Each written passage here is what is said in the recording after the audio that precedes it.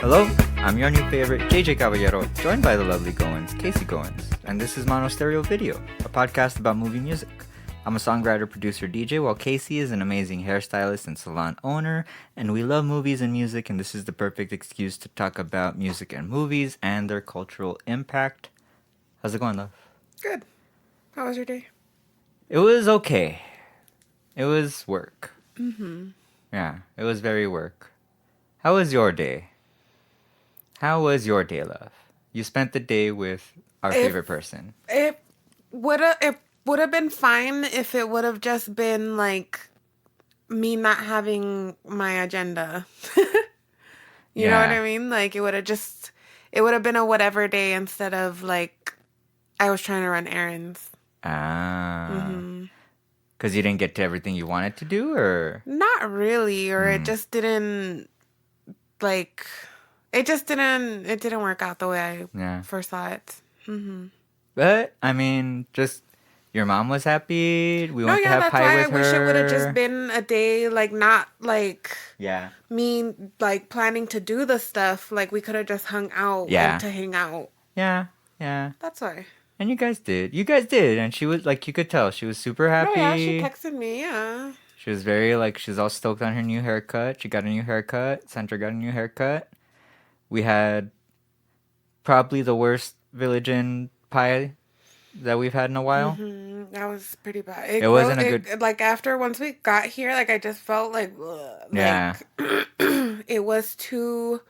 To me, it seemed like they put, like, too much butter, or I don't know what it was. The crust was not... It wasn't crunchy. It wasn't, like, solid enough to hold the pie. It just felt like mush. Yeah, it did feel like mush. Mm-hmm. Sorry, Village Inn. Gonna have to put a pause on you for a little bit. A pause on your pie, at least. But welcome. We're a podcast about movies and music. Not about pie. Not about pie. Not about our day. But I mean, it's part of this. It goes into it. It's part of everything. This show is part of it's our life. It's our life. Well, I was happy to see you when I saw you. I went to the wrong Village Inn, and I made my way up to the right Village Inn. I thought about you all day. Just because I was like, oh, I hope everything's going good, and oh, I hope they're having fun, and oh, I hope they're doing this and that. So yeah, I'm glad to see you right here across from me right now. Very happy. Today, we're talking about, I mean, is it a cult classic? No, I wouldn't call it that. I don't think it's popular enough for it to be a cult classic. It is. It's like, it is popular. Like, I don't know. Like, we're talking about the movie Go, 1999's Go. It was just a movie that I remember seeing, and it was fun, but I was like, it's a Christmas movie. Like, I don't give a shit about Christmas, so I'm like, to me, this is a Christmas movie. Yes, that's also why we're talking about it, because it's December, and it's about people going to a party that called Merry Xmas, right? That's what it was. It was Merry Xmas. It's a rave called Merry Xmas. So my memory of this movie, I'll ask yours, but my memory of this movie is that it was bigger than I guess it actually was, because of the soundtrack. Because this was like peak me watching MTV, and New and Still My Sunshine were on repeat like all the time. Like they were, and then like just other songs that would come out, like where it was just the zeitgeist. This was like, and I kind of realized earlier while I was listening to it again, like this soundtrack's kind of like a lot of my sensibilities as an artist, as a musician, like as stuff that I make. Like I noticed that the more pop oriented stuff that I gear, like there's some sounds like this. Like I was listening to, I was like, okay, like I could tell like what rubbed off on me, and I guess like this period in time really rubbed off on me. I didn't see this movie though, I think, until I met you actually, or like maybe right before, but like till much later. But you were familiar with the soundtrack? Familiar with the soundtrack. Okay. Because I didn't have... At that time, I still didn't have cable. So I wasn't, like, MTV what was your thing wasn't with on this? my rotation. Like, it was another because Renee had already she had cable, like you know what I mean. So it was like whatever we saw was either we were at her house or like at work or something. You know what I mean, something like that. But we had this on VHS. Oh, okay. I don't, and I know we probably like rented it when it was out and stuff because we didn't see it in the theater. You didn't see it in the theater? No. I want to say Jake might have seen it in the theater. I want to say Jake might have seen this in the theater. It wasn't. It was an MTV movie. Like it was produced by MTV. It was funded. There was funds and released by MTV Productions and stuff. And let's see, it's directed by Doug Liman, who was also the director of Swingers. What do you think about that movie, Swingers? I know I've seen it maybe a couple of times, but it was like times where it was just kind of like parts here and there. I haven't seen it like as an adult, but I remember watching it. I have it in one of these boxes. It's in one of these boxes. It was a movie strangely given to me by my Nino and Nina. Like they just like to give they've always given me entertainment. They've always given me books or like CDs and movies. And not necessarily things that like I ask for or just things that they think he's going to like this. So that was a movie they gave me and it was just weird cuz I was like 11. You were too young. I was like 11. Yeah, like that would have like totally gone over your head like half the stuff in the movie. I mean, I watched it. I remember watching it and like it was one of the first like indie movies I saw. Yeah, it was. So, I don't know. This came out afterwards. It was a movie after Swingers. Swingers was 1996. This was 1999. He also directed The Bourne Identity, the first one, Mr. and Mrs. Smith, Jumper. You remember what was that? What was Jumper? Was that Mila Kunis? Hayden Christensen and time traveling like Jamie Bell, Max Thurow, Samuel L. Jackson. Like they jump through time or jump through portals or something like that. And then his latest movie is Roadhouse, the new one with Jake Gyllenhaal. Yeah. He also directed that movie Edge of Tomorrow. You seen that? I showed you that one. That's with one Tom of Cruise. the With the robot suits. I like that one. See, then I could see how you know what I mean, like his trajectory. Yeah, yeah, they're right. just like a little actiony, a little comedy. Yes, like, yeah. And this one is very like it's a teen movie. It's like a 90s teen party movie. They're going to a party. It's a bunch of characters, a la like a Pulp Fiction. I don't know that I would call it a teen movie. Like they're not. Well, maybe they are teen. Maybe I thought they were like college ages. Yeah, I thought they were like college because kids. She's got rent. That's true. Why I was like, she's living by herself. She's living by herself. She's got rent. That's true. I mean, it's aimed towards the MTV generation of 1999. 1999, huge fucking year. Like, and it was all over the place too. It was all over the place. Yeah.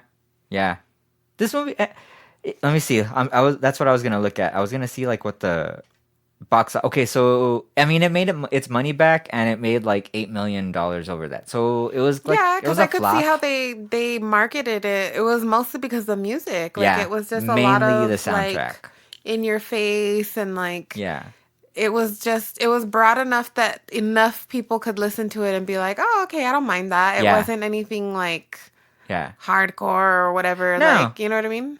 Yeah, it's a very movie soundtrack. It is very movie. That's why it was like it was like, because this movie is like, think about it. I would consider this movie like an action movie. Like stuff's always happening. Stuff's happening.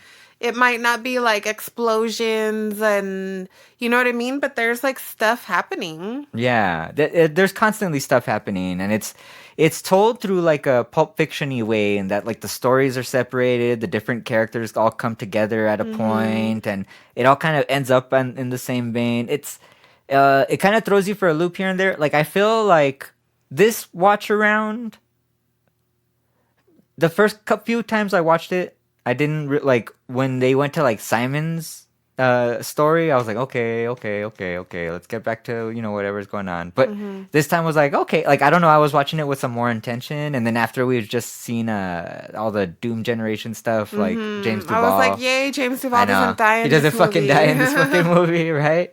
I mean, speaking of that, let's get to the actors in this. So we've kind of danced around the plot of it, but it's a bunch of 20 somethings that work at a grocery store, and I mean, and her friends. They try to go I to mean, a it's party basically her trying to come up with rent money. and come up with rent Like money. she's trying to Yes. come up with rent money, and then this plot befalls her of, like, oh, I can sell these guys drugs Yes. because my coworker does it, and I'll make my rent money. Yeah. One night only, whatever. But And there's all sorts of shenanigans shenanigans. ensue. Yes.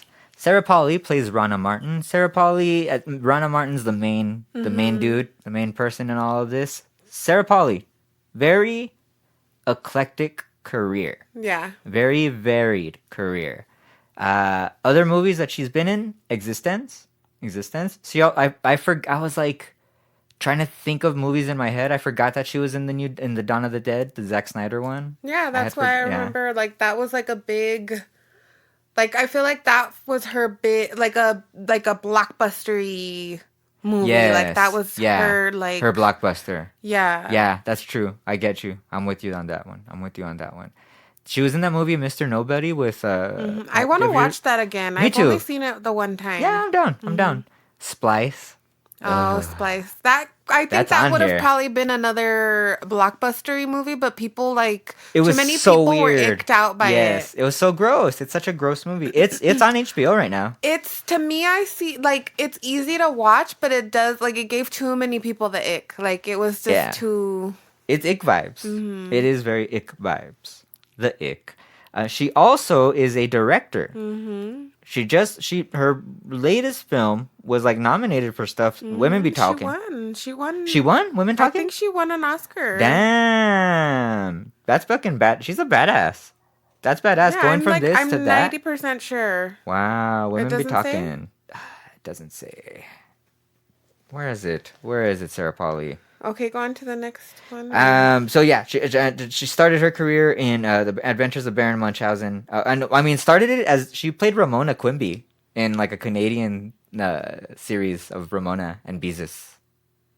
Maybe that's why I saw she seemed familiar to me. Mm-hmm. Because usually PBS plays more of the British stuff, so I feel like maybe I watched it. I want to see that. Like, as a kid, Ramona was my shit. Like the Ramona books, the Beezus books, like those are my shit.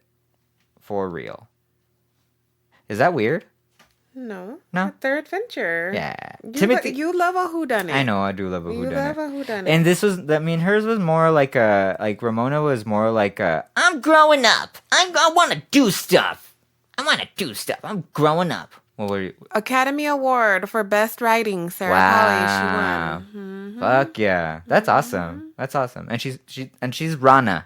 She's Rana. And she does awesome as Rana. She fucking kicks ass. That's a great role. She's ups and downs. I read that, sorry, I know you were moving on to the next, but I read that in an interview she once said that, I don't know if this is true or not, that when she was talking about this movie, she said the only reason she accepted the role is to say the line in the grocery store when the lady's like, don't pretend you're something you're not. And she was like, look how far it got you, when she's like, I had your job. Yeah. That's the only reason why she took the role.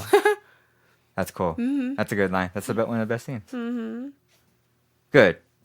Timothy Olyphant is Todd Gaines.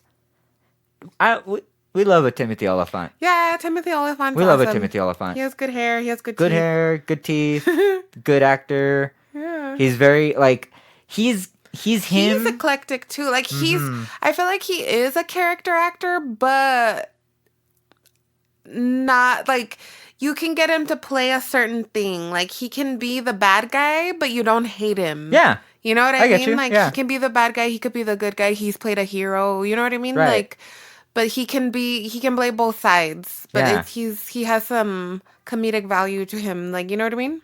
He wasn't real. Like he's kind of the antagonist in this, but not really. Like He's like it's like fucking Spirited Away. It's like Ghibli. Like he Yeah, kind like he of he's wasn't a friend. really the bad guy, but it's like you were screwing him over. Yeah, So you know what I mean? he was Like getting screwed you over. randomly showed up to his apartment. Yeah, yeah. I mean, for sure on that. We just talked about him in Scream 2. We just watched him on screen in Scream 2. The Girl Next Door is a movie I always bring up on this. It always pops up. He was in that. Gone in 60 Seconds. The Crazies. He was the lead in that. Love it, Timothy Olyphant. Fun guy. Fun guy. Katie Holmes as Claire Montgomery. Katie Holmes. Meh. I was always mad with Katie Holmes. Like, and especially this Katie Holmes. Like, I there's feel like nothing she that I was trying find. to take like well, she did this. We talked about her. Did we? What was the other one? Yeah, we did talk about that movie, right? Which one? Um, Disturbing Behavior? yes, disturbing behavior. We didn't talk about it, but we've talked about it, you and I. We've watched I it, you felt and like I. she Oh, was yeah, trying to yeah. be more alternative. That's Like right, I'm that's not. right. I'm not just Joey from Dawson's Park, like Yeah. or Dawson's Creek, That's- Dawson's Park. That's the disturbing behavior is now coming back to me. Just all the scene, like that movie's crazy. Like she was supposed to be like, "Oh, I'm I'm cool, Batgirl. What's like up?" Batgirl," and I was like, "No, Katie Holmes." Don't Be Afraid of the Dark. Did you ever see that? I've shown you that one, right? With the I'm little girl sure. and the little things. Yes, and yeah, and then yeah, she yeah. gets pulled in that fucking That's awesome. I just kill feel of her. like for me, she's very Gift. lackluster. Like what's her face? Like Brie Larson for me. Like I know a lot of people love her, but to me, I just feel like it's always like like they're kind of phoning it in. That's how I used to feel about Kristen Stewart. I used to feel like that. I think because people were trying to make it like, Portray she's it like emotionless, that. but I was like, she was She's playing uncomfortable that. in the role she was playing. Like I feel like doing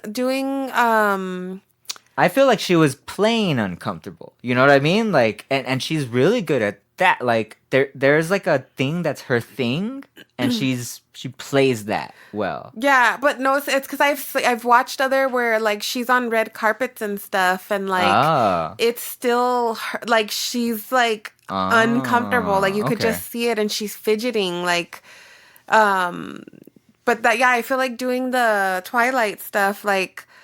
That for her, she was trying to play a normal person, and that was uncomfortable. Like, you know what I mean? Yeah, and they played it up. I mean, and like, so I used to feel that way about Kristen Stewart, and I do not anymore.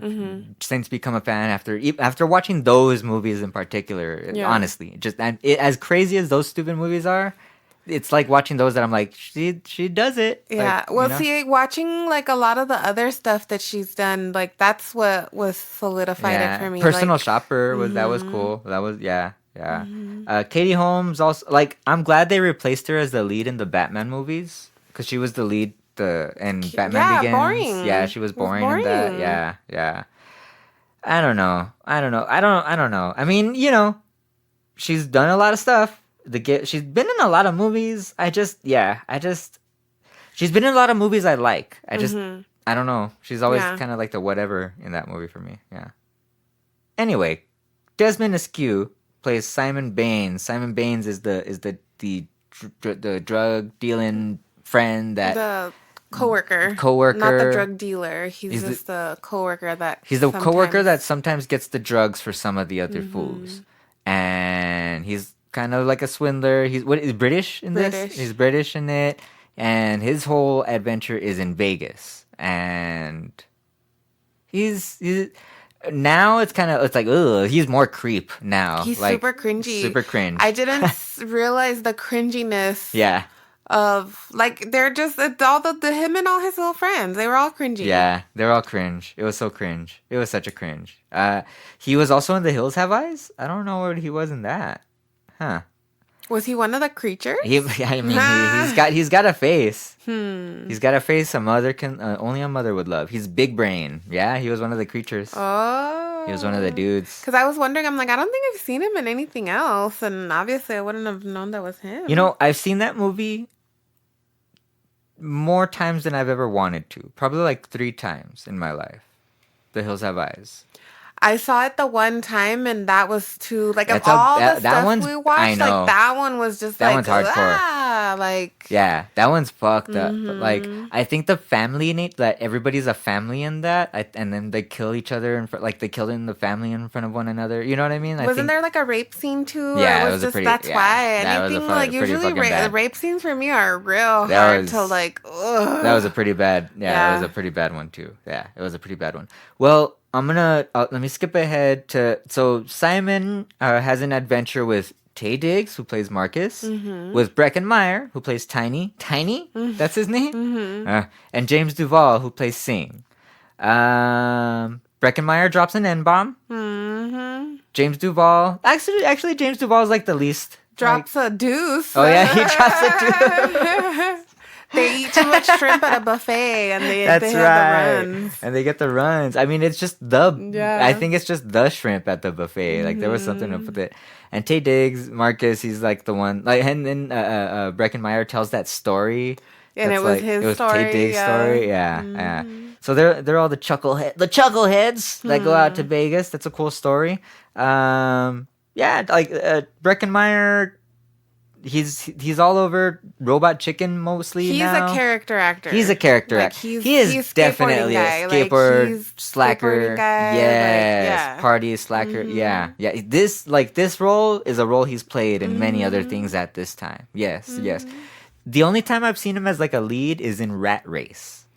You remember that movie? And I know, like, as he's gotten older, he's done more serious. I think, like primetime TV kind of shows. I think he's been in something of those. Oh, okay, cool. That have come out recently. James Duval, one of our new faves. I mean, one of our continued faves. Yeah. Yeah, he's been there.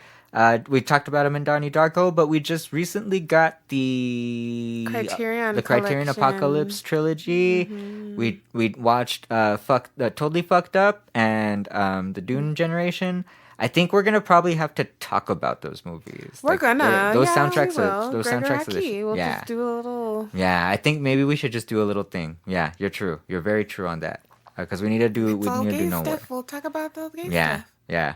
Great movies. Great movies. He dies in those two, just to tell you guys. And then Taye Diggs was actually a Hedwig. Taye Diggs was Hedwig at one point. Yeah. I like him. I like Taye Diggs. He's whatever. He doesn't bother me. He's there. House on Haunted Hill. He was in that. Remember that? Okay. Equilibrium. With Christian Bale? It's how Stella got her groove back. That's him forever. Okay. Yeah, he was the guy. Oh, he was the guy. He's who Stella got her groove back with? Yeah. Okay. I never saw that movie, actually. That's what blew him up. Really? Okay. Yeah. Oh, okay. That's what blew him up. Okay. He got Stella's groove back for her. Mm-hmm. Jay Moore and Scott Wolf. Jay Moore plays Zach. Scott Wolf plays Adam. They're two TV cops, right? They're TV cops. They're daytime soap actors who are they're a couple. They're a couple, and they're doing like undercover stinging. stuff for like a local police officer to get them off the hook for some other. They did some other bullshit. Yeah, they got caught with some other bullshit. The cop played by William Fichtner Burke. William Fichtner, he's awesome. He's in fucking everything. Yeah, he's been in everything. He's been the in everything. latest stuff I had remembered seeing him in when I was still living with my mom because she would watch that show Mom with Anna Faris. Oh. He played the mom's one of her boyfriends. Oh, he was okay. a paraplegic. Oh, He was funny though. Like that's awesome. They played up on it really well. Like they made it so that like sometimes he would pull the sympathy card but then laugh at people because he had a good sense of humor about it. Like he would like get them to where they'd be like, "Oh my god, I'm so sorry," and he'd be like, "Ha ha, just kidding." Like, oh, okay. Yeah, he was cool. Was that a good show? It was. I like Anna It's Faris. one of those where it's easy to watch, but then after a while, like it took away from because that one was trying to be more like we're gonna show you sobriety, like we're gonna be a little more crude because it was both of them. Like Anna Faris was trying to like she finally was sober, trying to be a better mom. Okay, her mom was kind of in and out, and then like moves in with her, and so they're trying to deal with the losing jobs, getting like getting raises, getting you know what I mean? That's pretty hardcore. It was pretty real, but then it started to turn to like NBC, ABC. You know what I Okay. mean? Yeah. Yeah. Oh, William Fichtner. He's in The Dark Knight, in Heat, one of my favorites. Heat, one of my favorites. Armageddon, he was an astronaut in that. Mm-hmm. Like as a soundtrack podcast, we are going to have to cover that at some point. I'm sure it's a blockbuster. Yep. And that was a big soundtrack just because of the song. Just because. Yeah, we don't want to talk about that right now. I know. Manny, Nathan Bexton. Who was Manny? Which one was Manny? Manny was the friend that they had to hide. Yes, Manny, Nathan Bexton. He's also in Nowhere, the Gregor Aki movie that we still need to watch. Mm-hmm. Yeah, he's in that. He was in one of the Children of the Corn movies. He was in Dangerous Minds, Splendor, Psycho Beach Party. Canada. He's a Canadian. Yeah. And I think that's kind of like where his like just after 2000, he's kind of just like kind of disappeared. So yeah, Manny. I forgot. Hide like a little mouse. Every time we watch this movie, I forget about Manny? him. Yes, I don't know why. Like it's such a small part. Scene in the grocery store. I know. I know. That was one of my favorite scenes. Always watching the movie, like I thought it was hilarious. Right. Mm-hmm. That is a good scene. Yeah, basically what Manny does is when Rana goes to pick up the supposed drugs at the sting operation, she realizes that that's what's happening and flushes the pills that she gets from Todd Gaines. And Manny had stole 2 of them before she could see. So when she gets back to the car, he's already fucked high. up. He's high as fuck already. Jane Krakowski's in this? Who was she again? I can't think of who she is off the top of my head. It's that lady. She was the police officer's wife. Aha! When they went over for when they were dinner. trying to get them to do their multi-level marketing thing. Yeah, they were selling. She was the wife, and Melissa McCarthy was the sister of the hairstylist who is that supposed to be a sister or roommate? He was the sister. Oh, he was the okay. sister. I didn't realize she was the sister. She was the sister of the hairstylist that both Scott Wolf and Jay Moore were fucking. I always thought she was super funny and cute whenever I would see the part, and it wasn't until way later when she got super famous where I was like, wait, that's her. But at the time, she was nobody. She was nobody. Nobody. Absolutely. Yeah. I mean, it's so if you're a Melissa McCarthy fan, which I know there's a lot of Melissa McCarthy fans, like seeing her in this role, you'll see how young she is. Like, I mean, that means that she's just been doing it for a while. A lot of people like holding it down. I mean, that's what happens. Like you work and you work and you work until that tipping point, and then the work comes in, the work flows. That's everybody. That's pretty notable. I mean, a ton of different actors in the background, ton of character actors and such. Trying to think if we forgot anybody specifically. No? Any cameos? No. Victor Sr. and Victor Jr., played by J.E. Friedman and Jimmy Schubert, were 2 strip club owners who are chasing Simon and such, who track down Todd Gaines because Simon's using Todd's credit card. That was a whole thing. That was a whole to-do. This soundtrack, I remember, like, this was, like, a significant soundtrack. You know what I mean? Like, you owned it, but I didn't own it, but I knew most of the songs from here. You know what I mean? Like, because you heard that, you got to hear them. Yes. Like, if I wouldn't have had, like, this was we had a burned copy of this. So I remember that being on the rotation for a little while. But, like, all the songs are, of course, familiar, but I know there was half the songs I would skip through. Like, I didn't really care for half the songs. I know them, but it's just, you know what I mean? I know. Like, half the songs are really great, and then half the songs are like, meh. So, for me, anyway. What do you think about the first track on the album, which was the most popular track? No Doubts, New. To me, this was like the coolest song they had ever made, just because I loved the drums so much. Yes. Like that was, I just loved it. And I would put this song, this was the most listened to, like on repeat. I kept putting it over and over and over.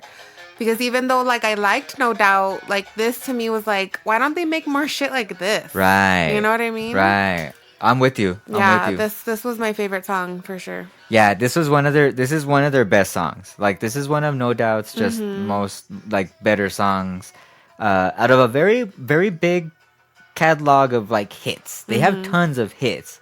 No Doubt, American rock band formed in Anaheim, California in 1986. I think we've talked about them before on soundtracks. Yeah, we've talked about them before.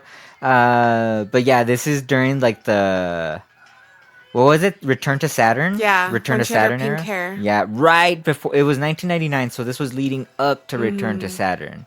Because wasn't this song on that album? I think it was. But I feel like it got kind of like lost and everything. Because the next one, yeah, it was new. It was the first single, and then "Don't Always None Up and Ex-Girlfriend." Yeah, that one so took that over. song but I was like, this such song a is hit. so much better. Like, well, and then "Simple Kind of Life" took over both of and those I was songs. like, to me, it just got worse. Like, it just kept getting. I was like, this one's so much better than both of those.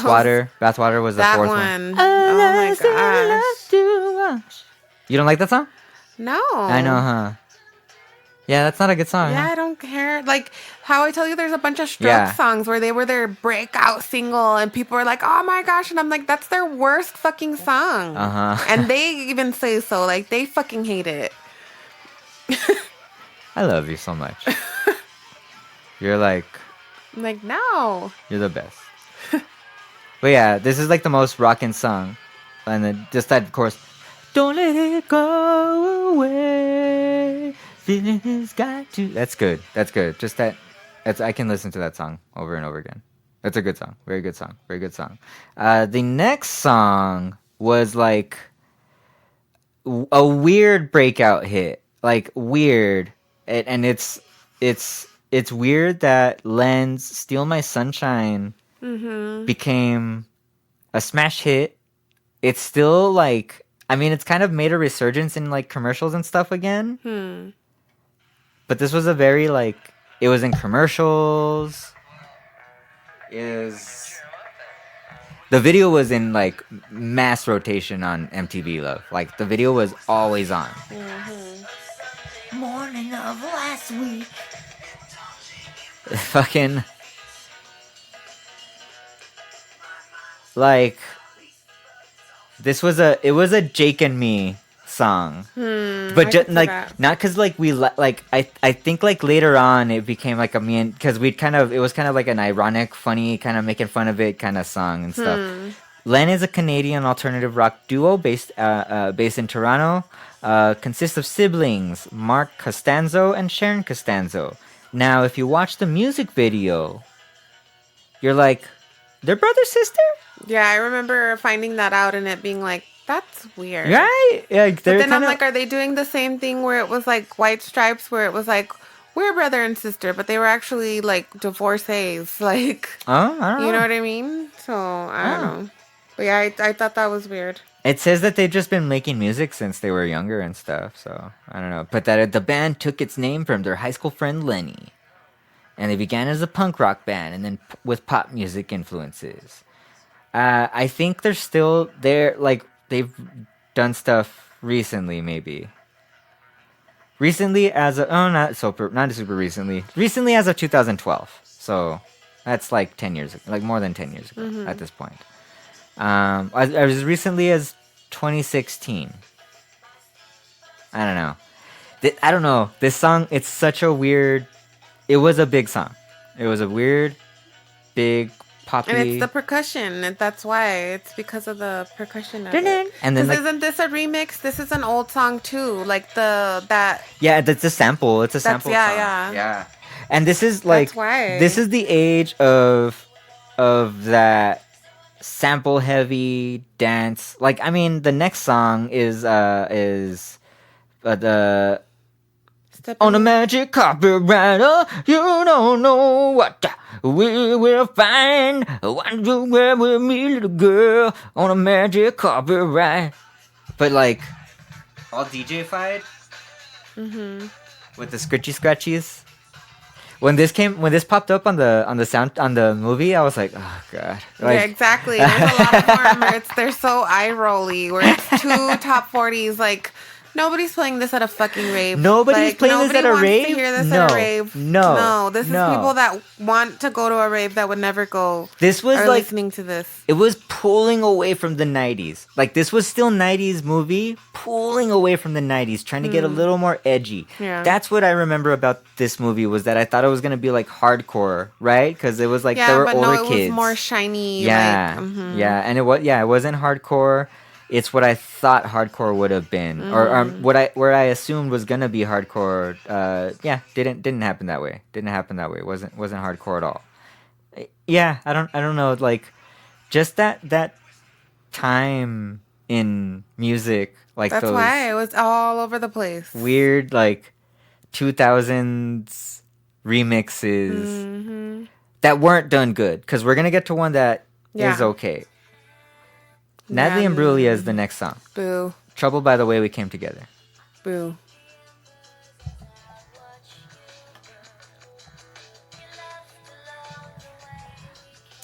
Casey rolled her eyes so... I never liked when she came out. Never liked any of her music. Like, really? No, that was so annoying. The video was annoying. I don't like it. I, on the other hand, loved Torn. She was an artist. She was an Australian artist, singer-songwriter, and actress. She started as like a soap actress. I just remember that, like, that was always like, they always talked about that at this time, that she started as a soap actress. It was like part of her story and such. But yeah, I can see a perfect sky is torn. I like that song. I don't know why I do like that. Oh my gosh. And like, I get it. She has like a voice. She can sing. Like, I get it. But it's like, ew. This song, I was expecting to hate it when I listened to it for the first time. But that's what I'm saying. I didn't hate it. There's a lot of stuff that you like that's not, like, I don't like. And you can be like, oh, this is fine. Like, no. It's because I could feel like this is more, the beats real, it's kind of trip hoppy. There's some stuff that I can glean from it. That's what I'm saying. It's trying to be like it, but to me, it's poser shit. So I'm like, no. The looks that Casey gave me right now. Because you're just like the ones that you linger. And I'm like, we don't have to linger on the ones we don't like. Like, why do we linger longer on those? But you would think that I wrote the fucking song. No. Like, just like, you would, it was, oh my gosh. I don't know. I don't know why I like Torn. I don't know why I like Torn. Like, I'm not saying it's not, like, I get it. Like, it's the same thing as knowing that somebody's attractive. Like, they can be as attractive as they want to be. Doesn't mean you want to fuck them. Like, you know what I mean? It's like that. Like, yeah, she can sing. She's beautiful. Whatever. Who cares? Like, the song's not good. Like, I don't like it. That was the song. Now this one. Fatboy Slim's Gangster Trippin'. I feel like a lot of people were trying to copy Fatboy Slim. Yes. Like, Fatboy Slim is all over the place and did sample on sample, like, with, you know what I mean? Like, but it's not annoying. Like, I feel like a lot of people were trying to copy Fatboy Slim, and it's like, no, like, you're not doing it. Yeah, Fatboy Slim is like, there's a few DJs like him, like who did the oh my gosh, I'm blanking on his name. Anyways, there's just a few within this time period that were like, can do it like him. Like, he does, like, for sure. Like, his is done well. Like, it doesn't sound like, I don't know. It's like at this is still, you know, this is post golden age hip hop, right? Yeah. And like post golden age hip hop, and like these DJs are trying to make these hip hop dance tracks, these more groove based type things, and using sampling at a different point in time. It's like some people some people took the correct things from hip hop and like hip hop sampling and like people like the dude that would make like the Public Enemy music, like, you know what I'm saying, like just like RZA, who would sample well, like they took the right things from them on how to do that. And like you're saying, the people in that previous song that we listened to, it's like and even the Lens song, it's like it's just I was watching a thing yesterday, and it's kind of what Diddy would do that was different with that type of hip hop, whereas the golden age era hip hop would take pieces of like the coolest, funkiest parts of songs and repeat the pieces and try to make something new out of the pieces and stuff. What Diddy did was he just took the chorus and he's like, "Oh, I'm just gonna sing like I don't know what." He just took that whole thing, and I feel like what people are like in that previous song, it's like that toward like as opposed to this. This is like creative and yeah. Sorry, that was a whole long ass explanation for me saying, yeah, Casey was correct. That was I like Fatboy Slim's "Praise You" a lot. That song I really, really like. I like Fatboy Slim. Yeah. I like Fatboy Slim. Yeah. The next song is Cha Cha Cha, the Go remix by what are the names of the dudes? By Jimmy Luxury and the Tommy Rome Orchestra. Jimmy Luxury and the Tommy Rome Orchestra. This was the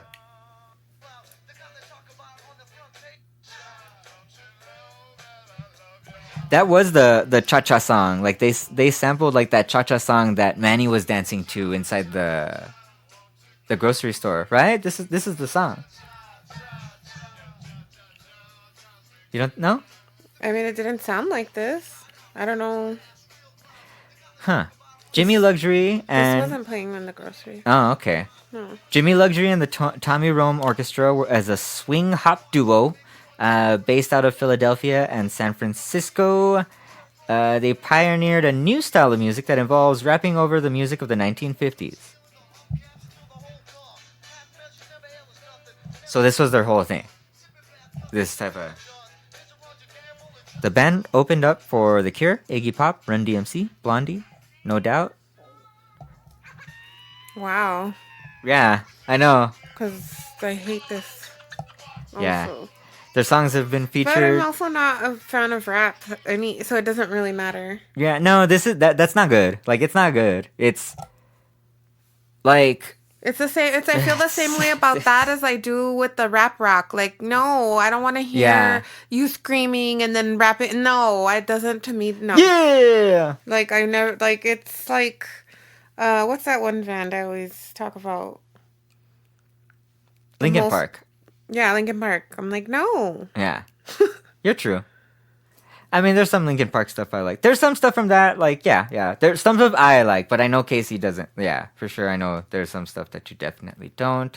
Song for Holly by Estero. What'd you think of this song? This is the one that plays when he's with those chicks, right? Or wait. When Simon's with those chicks? Yeah. Oh. Like before everything like, burns down? Tantra, baby. This is what's playing. When he's with those goofy ass fucking bridesmaids. Yeah. Even as a kid, when I would watch that scene, I'm like, what? Like, why is he sleeping with them? I'm like, he just wanted to fuck anything. Yeah. That's what made it even more cringy because I'm like, those girls were annoying. Like, you got in the elevator with them and we're like, yeah, I feel like doing it. Like, this is a very Canadian production. Estero, whose real name is Jenny B. Englishman, she was born in Ontario, Stratford, Ontario. She's a Canadian singer-songwriter who lives in LA now. I like this. I like this song. This doesn't bother me. That's what I'm saying. This one's very like trip hoppy-ish in a way. Like it reminds me of Sneaker Pimps. Like Sneaker, I could see that. That's what I was thinking. Okay, so this was her producer was this dude Martin Doc McKinney, and Martin Doc McKinney has worked alongside and co-produced mixtapes for the early mixtapes for The Weeknd. he did some stuff for The Weeknd. So like this chick worked with early same dude that did stuff with The Weeknd. That's crazy. I don't know. That's crazy. Doc McKinney. Yeah, this song I like. This song, I don't know. She's compared to artists such as Bjork, Portishead, Billie Holiday, and Sade. I mean, that's a stretch. I know. Yeah. There's a lot of other that I could compare and see, yes, but that's like whoa. Yeah. Like I get it. Like I mean, it's because they're you pigeonhole them into like beat type music type things and like who's the closest one to this, that type of thing. It's that. But yeah, Estero. I mean, this song's cool. This song's a cool song. It's called "Song for Holly," with Danny Saber. Danny Saber, who is also a musician in LA, an audio engineer. Yeah, pretty much singer-songwriter as well. Next song. I like this song.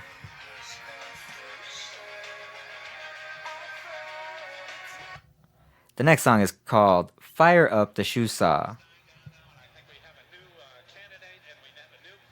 Opens up with some like a little intro about favorite vegetables.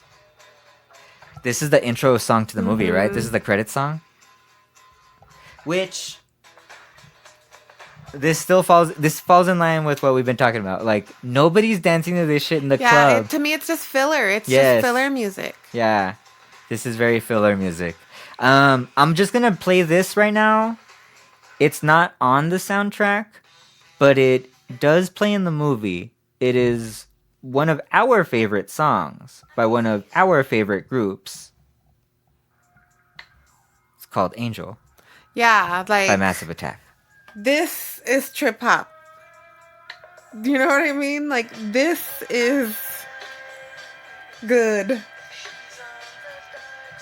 And it's just playing in the background. Yeah, it's got Todd Gaines' apartment when he's checking her for a wire. Yeah, when he's checking her for the wire. I will say, when I first saw this movie as a kid, I didn't know he was checking her for a wire. I thought he was just being a dick and wanted to make her uncomfortable and take her top off. Like, I didn't realize that that's what he was wanting to see when he told her to spin. Yeah. I was just like, what? Like, that's what made him seem more ominous to me. And that's just not creepier. Even what was happening. Yeah. Mm-hmm. Yeah. And then you look at it with those eyes now. Yeah, and you see it now, and it's just like, oh, okay. Because it just seems so, like, Yeah.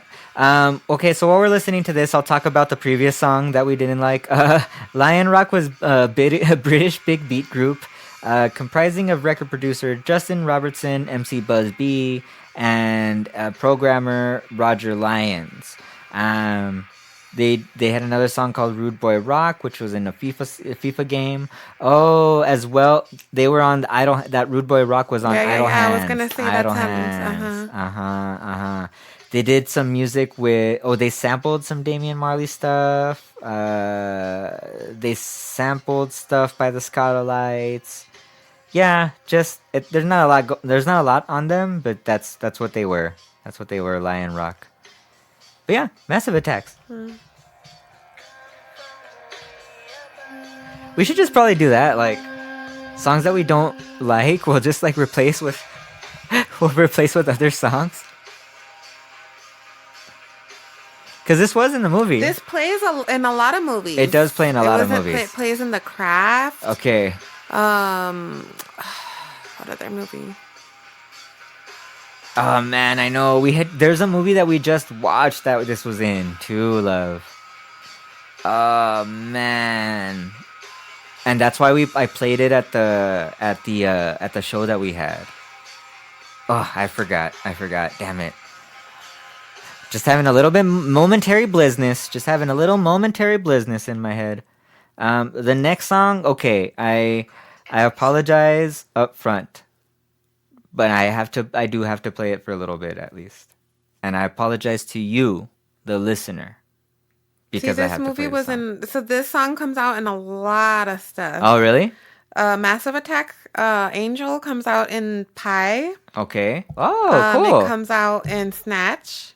Oh, okay. I don't remember this movie. Antitrust. Oh, is that the one? Oh, with Ryan Phillippe? Yeah. Okay.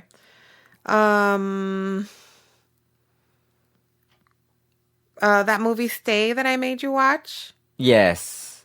Other ones like TV shows, Person of Interest. Wow. Um, They got a lot of play off of that. yeah. Huh, that's crazy. That's a good Now song. it's coming out on a lot of like TV. Yeah, it has been popping up and stuff that we've been seeing. Yeah, it has. Okay, are you ready? Goldos to all the lovely ladies. Yeah, that's a song. It was just skip. I just have to play the words. Even this, like It's insane. the way the style of singing. There's other stuff that was like this Yeah. that I didn't hate. What is it?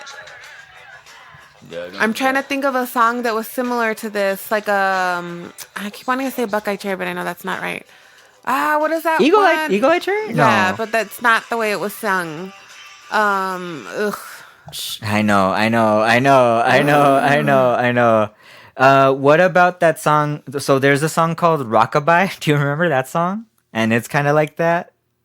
From It's Sean something, and it's like everything. Oh, Sean Young? No, that's an No, actress. fuck. Sorry. Actor. I want to say Sean Mullins. Yes, I know what you're talking about. Yeah. Okay. Don't- It's not that. Okay. no. Okay. It's not that.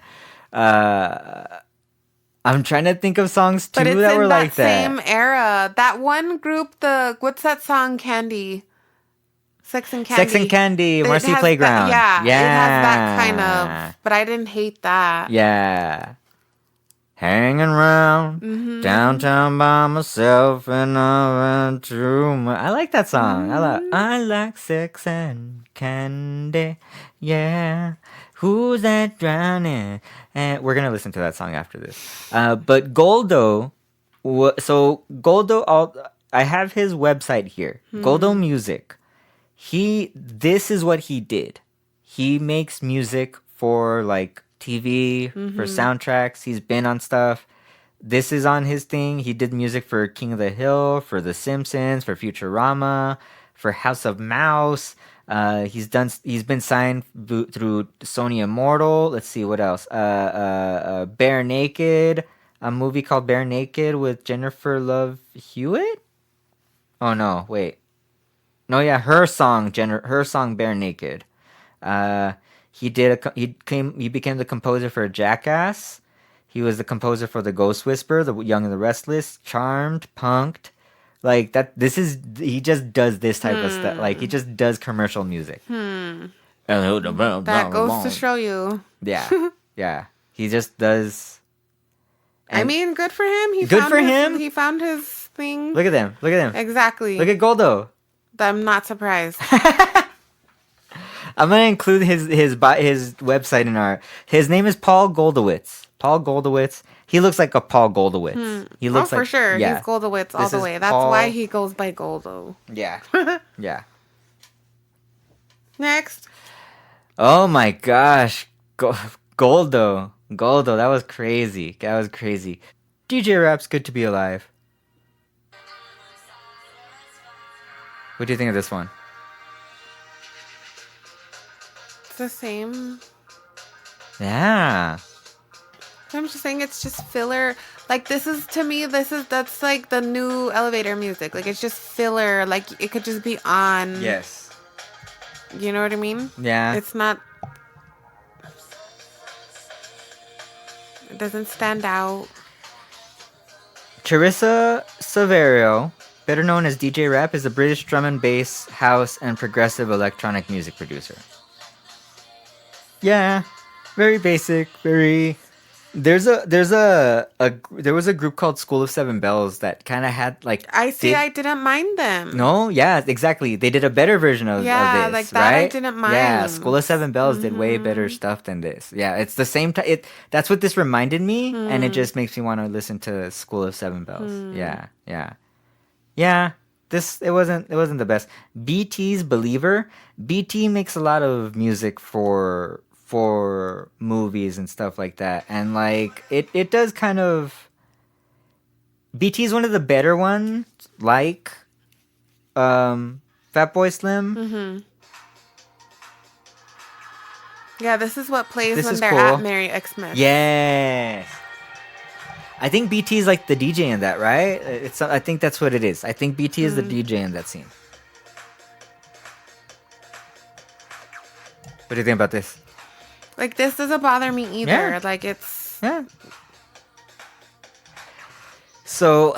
I wouldn't listen to it, choose to, this isn't... you know what I mean? Like, it's not my stuff. We're not going to try to play these at a DJ set. Yeah, like, but I get it. It doesn't, like, ugh. You know what I mean? You're true. BT, Brian Wayne Transu, is a Grammy Award winning electronic artist and dance music artist. He's trance, more EDM, more trance, EDM. I was gonna say. Yeah, for sure on that. More composing too. He's collaborated with like Death Cab for Cutie, Howard Jones, Peter Gabriel, David Bowie, Madonna, Depeche Mode, Tori Amos. He did music for Fast and the Furious, for that movie Monster. He did stuff for Smallville, 6 Feet Under, that Philip K. Dick show Electric Dreams. He did music for that. Yeah, he's around. Like, he's been around for a while. Like, I recognize seeing BT. Like, you know what I mean? Like, you have seen BT for a long time. Yeah. This song's okay. It's very, it's like intro to dance music 101. Hey, welcome guys. Do you want to learn about dance music? Do you want to learn about electronic dance music, guys? The next song is Eagle Eye Cherry's Shooting Up in Vain.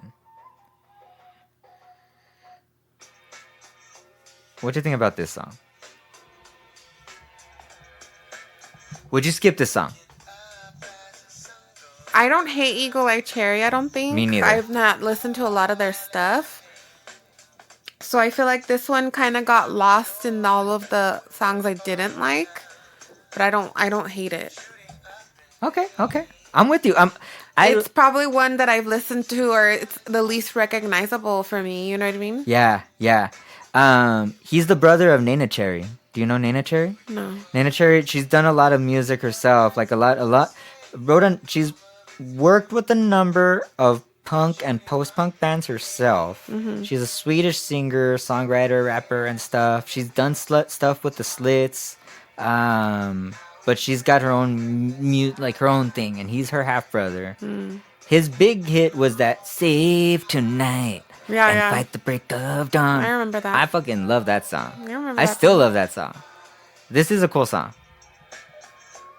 It is one of the better songs on the soundtrack. By comparison, it's one of the better songs. Yeah, for sure. I'm with you in that I've only heard like this and then that song.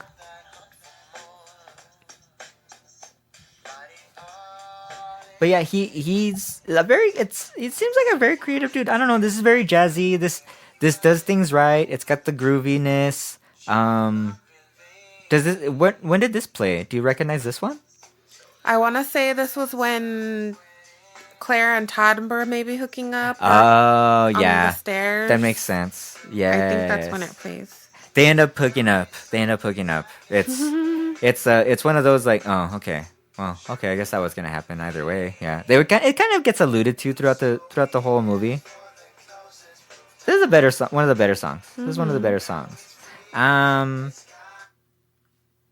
Eagle Eye Cherries, Shooting Up in Vain. We're rounding everything out here. I want to say this Lenny Kravitz song that I was singing to Casey the other day. The Mama said, I was like, what is... But it's because I never had listened to the song. So just hearing you say that over and over was like, what? That song comes out on this. It's not on the soundtrack, but it comes out in the movie. Talisman by Air. See, and this one plays in the hotel room. Yes. When the catch is on fire. Yes. I love Air. They're credited on this soundtrack as Air French Band. Yeah. Yeah, this I love. Like, you know what I mean? Like, They're touring right now. They're touring this album right now. Like, or they've been touring it for a while or something, or they were touring it recently. But yeah, Air, French music duo from Versailles. Nicolas Godin and Jean Benoit Dunkel. Moon Safari. This is the album that this song came out of. Moon Safari was like, it's like the Air album. Very chill, down tempo, like vintage, like jammy, like kind of what people would consider like lo-fi beats now. Like yeah. this is Yeah, proto yeah, lo-fi yeah, beats. lo-fi. Yeah, this is very like, and they're very groovy, very funky, and a lot of it instrumental. They do have vocals on some stuff. They did this. We're gonna talk about them in more depth once we do the Virgin Suicides. We're gonna do the Virgin Suicides at some point this year. I think I want to do it this year. But they did that whole soundtrack, so like we're gonna talk about them more. But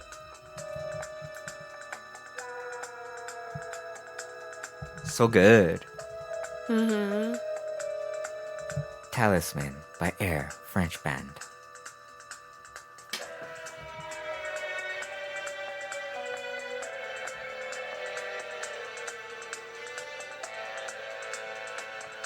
So cool, just so epic and chill. Like, I want to smoke out to this, but I also want to like build a castle. You know what I mean? Yeah. Castle building and moking. Let's build some castles and moke, my love. You know, based off of that shit pie that we had, I don't know if I'm gonna be able to eat turkey.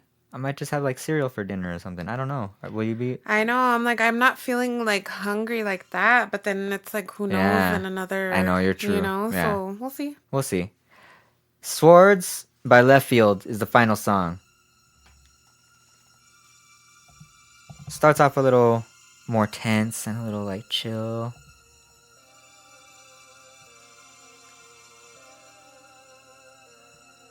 Left Field is a British electronic music group, a duo of Neil Barnes and Paul Daly.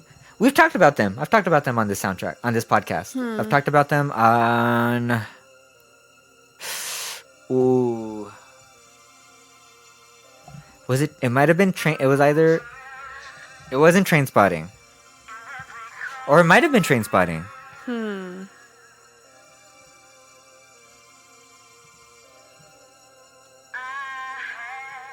This song fucking rocks. What do you think about the song, my love? This song doesn't bother me either. It's like, you know what I mean? Yeah. But it's also not like my favorite. Okay. That's right. They were on Train Spotting. They were on Train Spotting. Yeah. A final hit was their song on Train Spotting, on the Train Spotting soundtrack.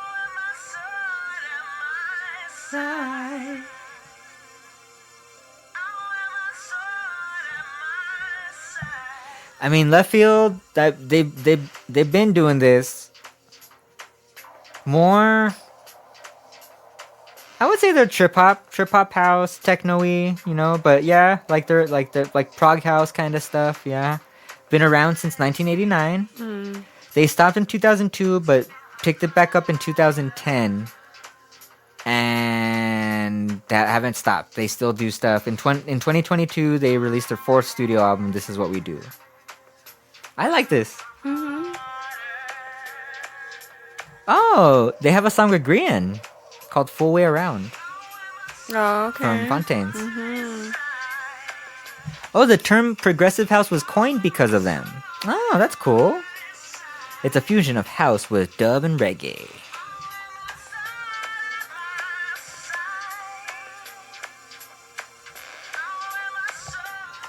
This is a song that closes out the soundtrack.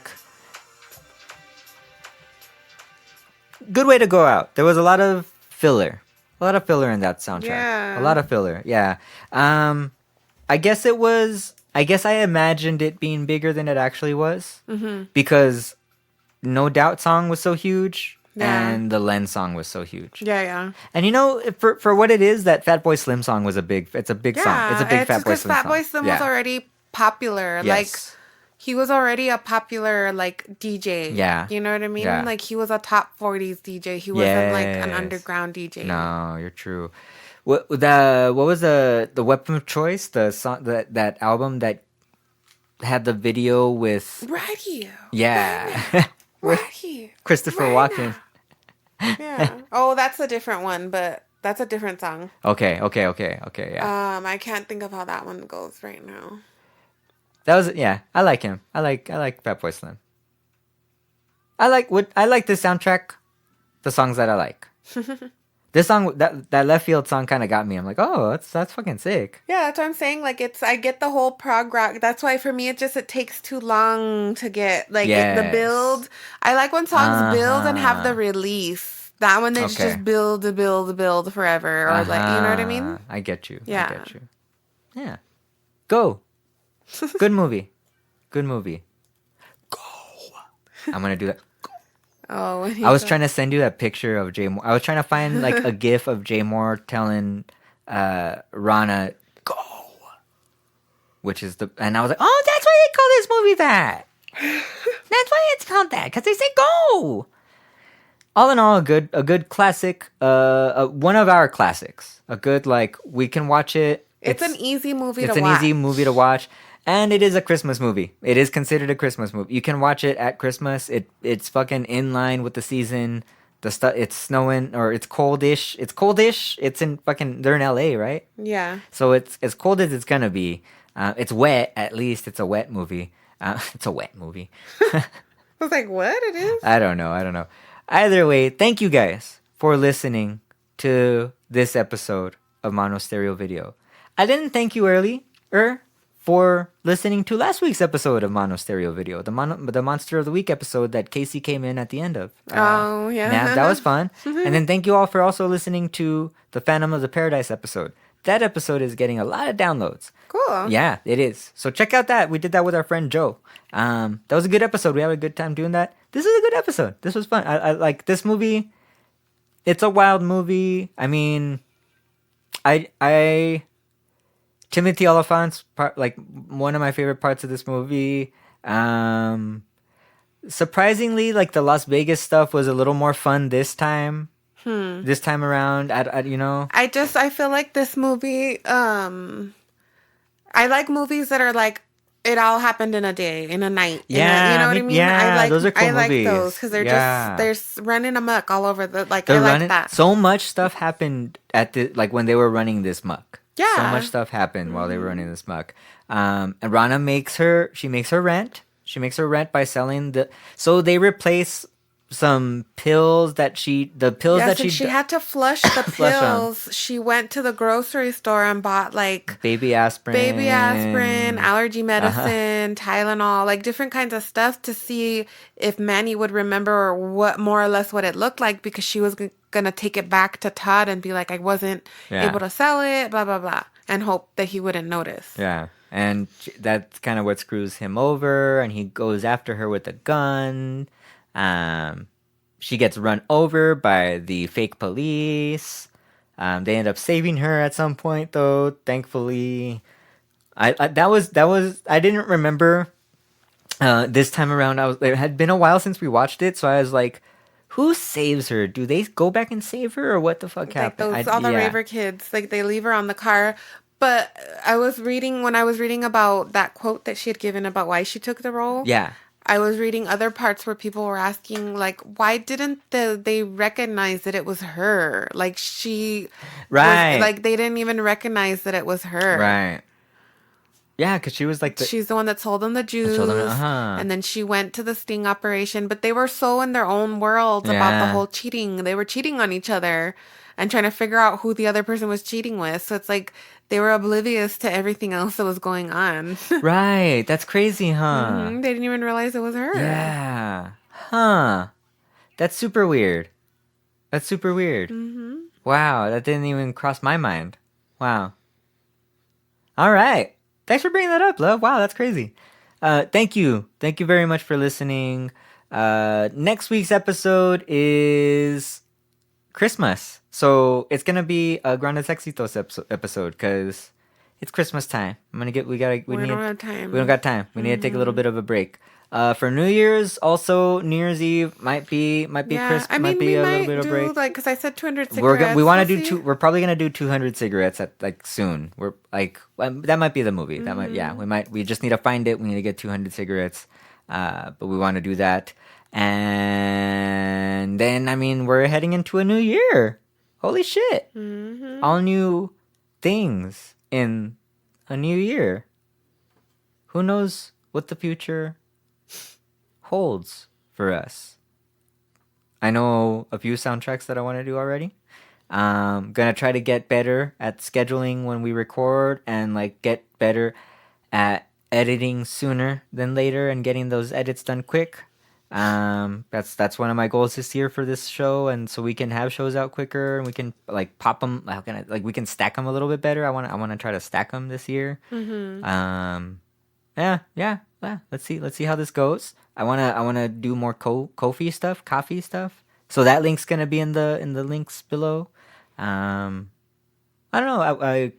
There's that stuff with the show. But, I mean, it's a big year for you. We got your birthday coming up very soon. We're going to do all that stuff. The shop's turning 7 this year? No, the shop turned 6 in August. Oh, yeah. I mean, in 2025, it's going to turn 7. Oh, well, I know, but that's not... I mean, I don't know. I'm just saying, things that are happening in life for 2025. Yeah, I don't know. It's that stuff. Trips, new order at some point, lots of stuff, lots of stuff to do, lots of stuff gonna happen. Anything to plug, my love? No. MonoStereoVideo on Instagram at _JJCABLLERO, Deep Cuts _EP. The shop is going great right now. Casey is Harry, but mainly just the other ones. MonoStereoVideo, you can do that. Find us on Letterboxd. I need to catch up on my Letterboxd lists. I need to add some movies to some lists that I haven't caught up on. All the links in our link tree below. Click on those links. Anything else? There's going to be more links below to help people in Palestine. Free Palestine. We're heading into 2025. Thank you very much, and we will listen to you later.